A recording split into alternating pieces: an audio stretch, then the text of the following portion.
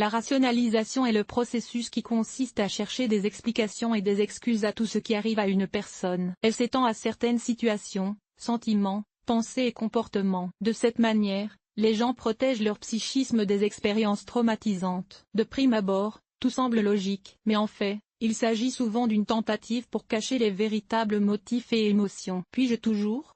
Comment ce comportement affecte-t-il la vie de chacun d'entre nous? Qu'est-ce que la rationalisation? En psychologie, la rationalisation est un mécanisme de protection par lequel une personne cherche des explications logiques à son comportement, à ses actions, à ses pensées et à ses sentiments, protégeant ainsi son estime et son respect de soi des effets des émotions négatives. La rationalisation peut être décrite comme une tentative inconsciente de justifier ce qui contredit l'opinion publique. En d'autres termes, l'individu veut expliquer son comportement, qui est inacceptable pour la société, par des arguments et des débats que cette société accepte. Il s'avère qu'il a fait d'une pierre deux coups. Les deux individus sont satisfaits et leur estime de soi reste à un niveau approprié. L'Oxford Explanatory Dictionary donne une explication intéressante de ce terme. Selon lui, la rationalisation est un processus qui donne lieu à des comportements étranges et incompréhensibles de clarté et de rationalité. Elle est utile lorsque les motifs et les sentiments réels doivent être cachés aux autres. Lorsque nous disons que cette rationalisation est un terme simple,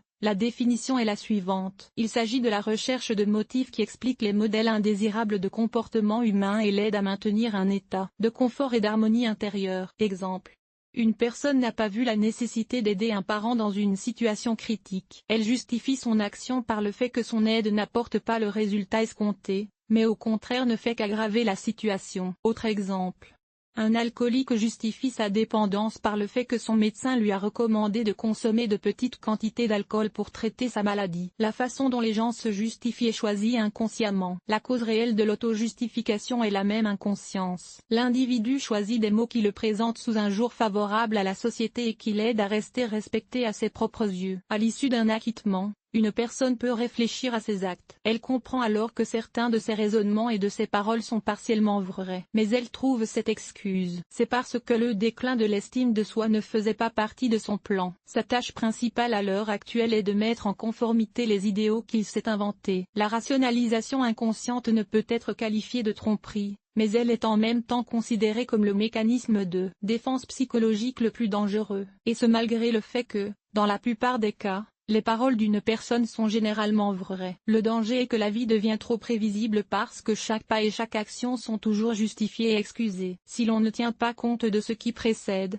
le processus de rationalisation peut présenter des aspects positifs. Les psychologues appellent cela une façon d'être dans la foule, tout en restant différent d'une personne à l'autre. Et même dans les situations désagréables, avec l'aide de la rationalisation, on conserve sa dignité à ses propres yeux et aux yeux des autres. Variété et méthode.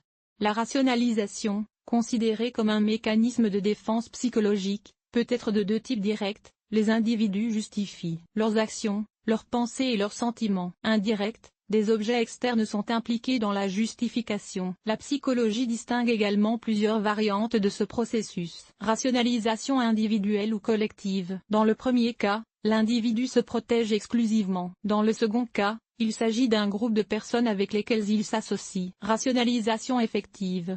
Agit pendant une courte période. Prévision de la rationalisation. La situation désagréable ne s'est pas encore produite et la personne a déjà commencé à chercher des excuses pour son comportement. L'utilisation de différentes méthodes de rationalisation comme méthode de protection psychologique est caractéristique. En voici 6. La dépréciation des objectifs. La perte de la compétition est expliquée par des prix médiocres, alors que les éloges sont des bêtises. La faute de la victime. Supposons qu'un homme ait offensé quelqu'un. Pour sa défense, il dira que c'est l'autre qui est à blâmer et qu'il aurait fait exactement la même chose dans une situation similaire. Renforce le rôle de la situation. Dans la rationalisation, les circonstances sont toujours utilisées pour justifier ce qui s'est passé. Dommage pour le bien. De nombreuses personnes croient sincèrement en la justesse de leurs actions par rapport aux autres. Elles les décrivent en termes de ce serait mieux pour eux ou j'ai essayé pour leur bien. Ayez confiance en vous. Une personne se sacrifie. Elle admet avec conviction qu'elle a commis une mauvaise action et dit à quel point elle est mauvaise. Qui pourrait discuter avec un tel patient? L'auto-illusion. Chacune des méthodes de rationalisation énumérées cause certains dommages à l'homme.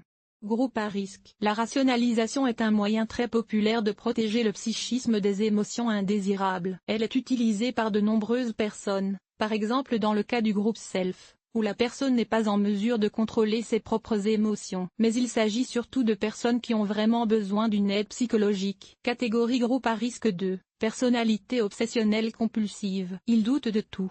Peu importe qu'il s'agisse de la personne elle-même, de ses capacités, des gens qui l'entourent, de son travail, etc. Avec le temps, tous les doutes qui en découlent deviennent des obsessions. Les sociopathes. Il est difficile pour ces personnes d'établir des relations correctes avec la société et d'accepter les règles et les normes généralement acceptées. Elles font souvent preuve d'agressivité et d'impulsivité. Qu'une personne soit à risque ou non, la rationalisation est de toute façon dangereuse. Conséquence.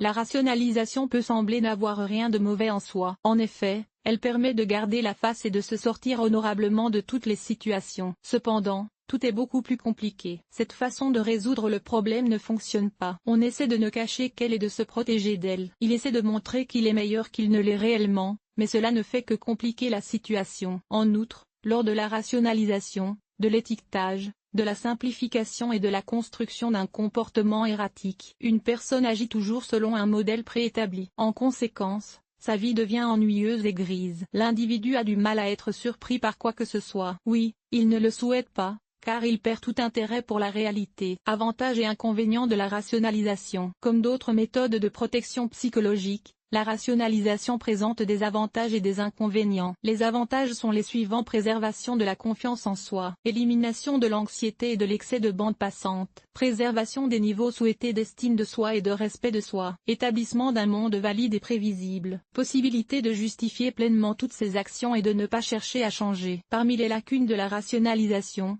il convient de souligner les suivantes comme mentionné plus haut. Le problème n'est pas résolu. Il existe toujours et nécessite une solution. Dans le but de paraître meilleur que les autres, le développement personnel ralentit ou s'arrête complètement. La pensée suit un modèle.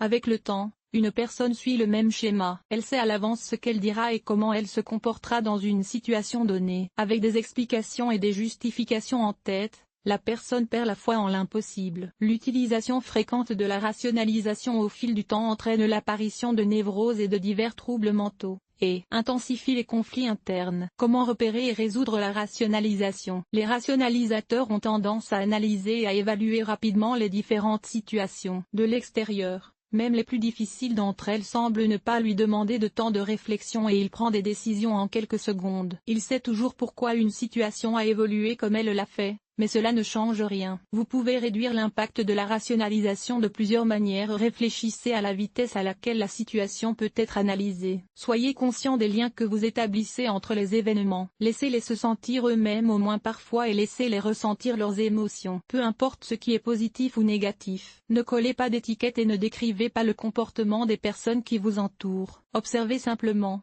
N'essayez pas d'évaluer la situation immédiatement après qu'elle se soit produite.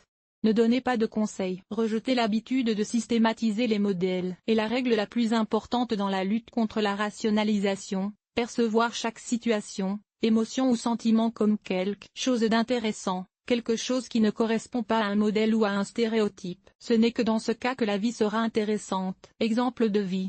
Imaginez une jeune fille qui vit dans un petit appartement avec une chambre. Elle travaille au centre de la ville. Il lui faut 2 heures pour se rendre au travail chaque jour. Le rêve de cette jeune fille est d'acheter un appartement dans le centre. Cependant, pendant 1 an, elle n'a pas pu accumuler la somme d'argent souhaitée. À un moment donné, elle commence à chercher des excuses à cette situation. Tout d'abord, elle est convaincue que le nouvel appartement devra probablement être réparé. En outre, l'appartement est situé au centre de la ville, mais loin du métro. Il n'est donc pas pratique de se rendre au travail. Grâce à la rationalisation et à ses excuses, la jeune fille tente de protéger son psychisme de la déception et d'admettre que, pour le moment du moins, elle n'est pas en mesure de réaliser ses désirs et d'acquérir un appartement. Dans ce cas, la rationalisation fait avancer la réalité. Elle protège son esprit, mais la question demeure. L'héroïne doit comprendre pourquoi elle ne se rapproche pas de son rêve. Tout d'abord, il y a les problèmes financiers. Alors peut-être qu'au lieu de chercher des excuses, il vaudrait mieux passer à un travail plus rémunérateur, ou d'ouvrir des comptes à la banque. Qu'en pensez-vous?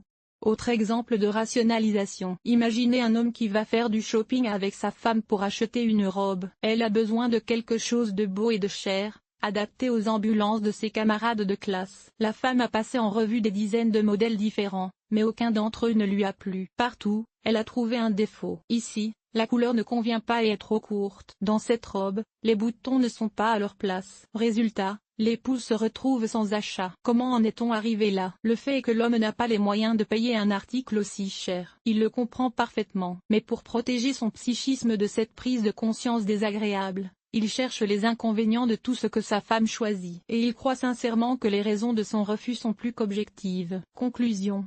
Comme d'autres méthodes de protection psychologique, la rationalisation permet, dans une certaine mesure, d'éviter les sentiments désagréables et de préserver l'estime de soi et le respect de soi. Dans le même temps, cependant, elle prive la vie de couleurs vives. Les gens sont habitués à tout évaluer et à tout analyser, à commencer à vivre strictement selon un modèle. Ne permettez pas que cela se produise. Apprenez à accepter les sentiments et les émotions tels qu'ils sont, même s'ils sont négatifs. Ne leur collez pas d'étiquettes et ne leur attribuez pas de notes. Vivez, tout simplement,